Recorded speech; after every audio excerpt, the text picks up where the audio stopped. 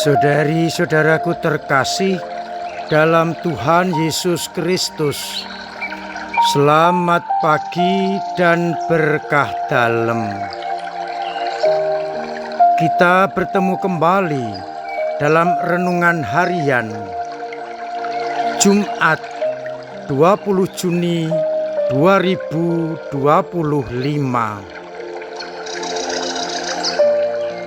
Seperti biasa, kita mendasarkan permenungan kita pada bacaan Ekaristi hari ini.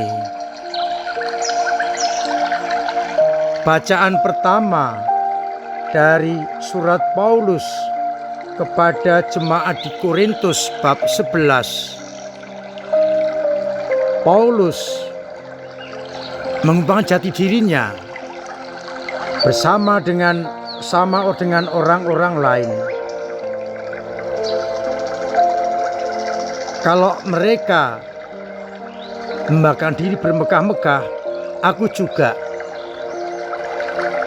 Kalau mereka orang Ibrani, aku juga. Kalau mereka orang Israel, aku juga. Mereka keturunan Abraham, aku juga. Namun ia menegaskan, ia berjerih payah untuk mewartakan Kristus meskipun mendapat banyak hambatan, disesah, dipukul, didera, dilempari batu, mengalami 3 kali kapalnya karam, menantang bahaya banjir, penyamun, dan lain-lain. Namun ia menegaskan bahwa di samping banyak hal lain lagi, masih ada tugas lain sehari-hari, yaitu memelihara semua jemaat. Semua orang yang telah beriman kepada Kristus menjadi tanggung jawabnya untuk dipelihara. Paulus tidak ingin ada umat yang tersandung, ada orang yang saling bertikai. Kalau bermegah, ia bermegah dalam kelemahan. Injil Matius bab 6 ayat 19-23. Yesus berbicara bagaimana orang harus mengumpulkan harta yang sejati. Diingatkan oleh Yesus agar kita tidak mengumpulkan harta di bumi, karena ngengat dan karat akan memusnahkannya, akan merusakkannya, dan pencuri akan membongkar serta mencurinya.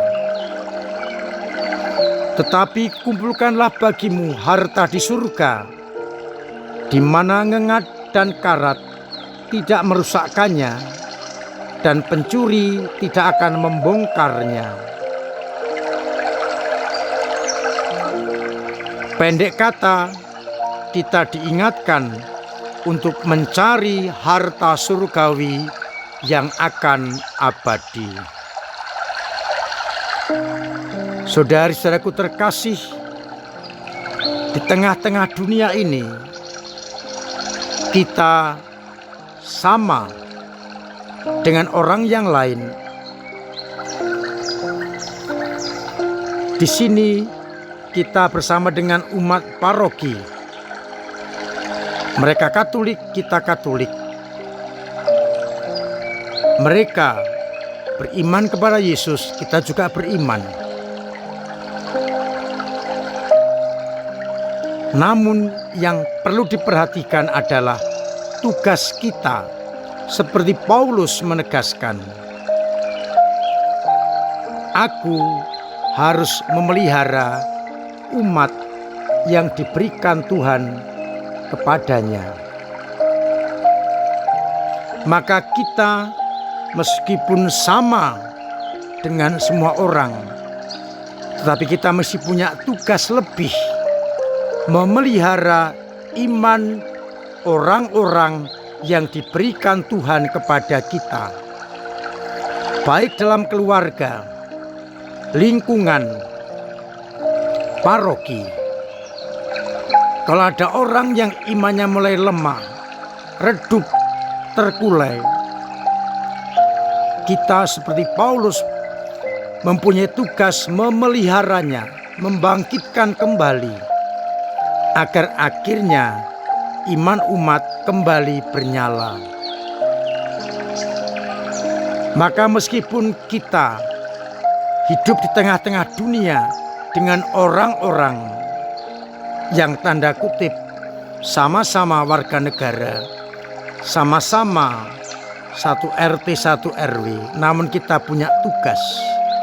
Masing-masing umat Kristiani harus memelihara iman umat, iman sesamanya. Kita mulai dari iman dalam keluarga kita. Bagaimana mengusahakan agar iman itu terus berkembang dalam keluarga kita. Misalnya mengajari anak-anak untuk hal-hal rohani, mengajak ke gereja, mengajak kegiatan-kegiatan rohani, doa bersama dalam keluarga. Kemudian kita juga peduli kepada umat di lingkungan. Kita sapa, kita ajak untuk terus ambil bagian dalam kegiatan-kegiatan lingkungan. Dengan demikian, imannya akan terpelihara. Di tingkat paroki, kita dorong mereka yang kurang aktif untuk aktif dalam kegiatan menggereja, mengikuti berbagai macam kegiatan di lingkungan, kategorial ataupun ekaristi, sehingga dengan demikian iman umat akan terpelihara. Dan kita sudah mengikuti anjuran Santo Paulus. Maka pertanyaan pertama, sudahkah aku memelihara iman umat di sekitarku? Dari bacaan Injil, pesannya amat jelas, agar kita mencari harta surgawi yang tidak akan dikalahkan oleh ngengat, oleh karat, oleh pencuri. Sayangnya, dunia terus menggoda kita untuk mencari hal-hal duniawi, dan kita sering jatuh. Harta duniawi kelihatannya menggiurkan, membahagiakan, namun tidak akan abadi. Kalau kita menghadap Tuhan, harta kita tinggalkan. Oleh karena itu, kita menggunakan harta duniawi untuk mencapai harta surgawi. Bagaimana caranya? Kalau kita mempunyai harta duniawi yang berkelimpahan, kita seperti jemaat perdana berbagi, berperhatian kepada sesama yang sungguh-sungguh membutuhkan, sehingga mereka merasakan sukacita. Dengan cara itu, kita sudah mengumpulkan harta surgawi, yakni mengamalkan kasih, peduli kepada sesama. Maka harta duniawi diperlukan untuk mendukung pencapaian harta surgawi. Doa-doa kita, hidup rohani kita baik, tapi perlu diwujud nyatakan dengan tindakan-tindakan nyata yang memerlukan harta duniawi. Dan untuk umat kudus, jempol 4 saya acungkan. Karena harta duniawi sungguh dipakai untuk mencari harta surgawi, peduli, kasih dengan orang lain, paroki lain. Maka saya mengajak kita terus mencari terobosan-terobosan di dalam kita mewujud nyatakan pencarian harta surgawi yang didorong, didukung oleh harta duniawi. Dengan kata lain, yang kita nomor satukan dalam pencarian adalah harta surgawi yang didukung oleh harta duniawi. Maka mari bersama-sama kita menomorsatukan pencarian harta surgawi agar harta itu tetap bertahan sampai selama-lamanya, tidak dikalahkan oleh kuasa manapun juga, oleh ngengat, oleh karat, maupun oleh pencuri. Semoga kita semakin mencari harta surgawi untuk kehidupan kekal yang dijanjikan Tuhan kepada kita. Pertanyaannya, sudahkah aku selalu mencari harta surgawi untuk keselamatan jiwa-jiwa? Tuhan memberkati kita sekalian. Amin. Marilah berdoa. Bapa yang penuh kasih, kami bersyukur atas sabda-Mu yang mengingatkan kami untuk memelihara iman sesama kami dan mencari harta surgawi. Biarlah kami berani melawan dunia ini dengan mencari harta surgawi yang didukung oleh harta duniawi.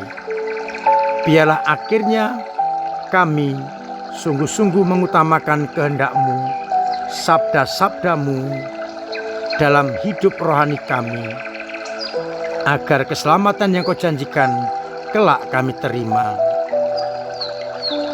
Kuatkan iman kami yang kadang lemah, kadang jatuh, kadang mandek, bahkan kadang hilang karena tergerus dunia. Semoga dengan bantuan rahmat-Mu, iman kami tetap kokoh kuat,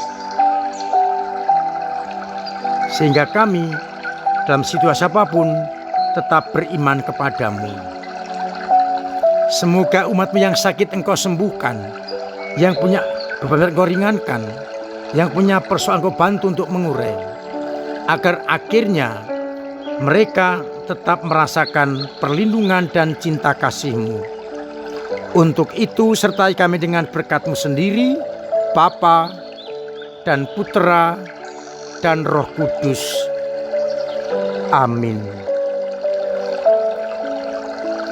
Saudara-saudara terkasih, saya mengucapkan terima kasih atas perasta penjenengan dengan paroki lewat doa-doa, pemberian tenaga, pemberian diri, pemberian waktu, dan juga pemberian dana yang sungguh menjadikan paroki kita hidup, berkembang, dan maju.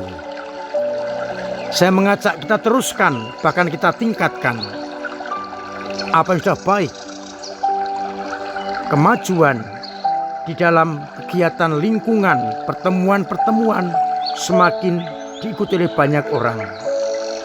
Tren misa mingguan juga semakin bertambah sehingga sampai meluas ke aula panti Mandala Graha. Ini menunjukkan iman hidup rohani sudah berkembang. Terima kasih untuk semua hal yang sungguh membantu gereja dengan tenaga-tenaga, dengan kesetiaan. Maka mari kita ikuti pertemuan kategorial agar gereja semakin hidup dan berkembang. Mari bersama-sama kita memelihara iman umat dan kita mencari harta surgawi yang tidak akan dikalahkan oleh kuasa manapun juga. Akhirnya saya mengucapkan selamat pagi, selamat merenungkan, salam sehat, Tuhan memberkati.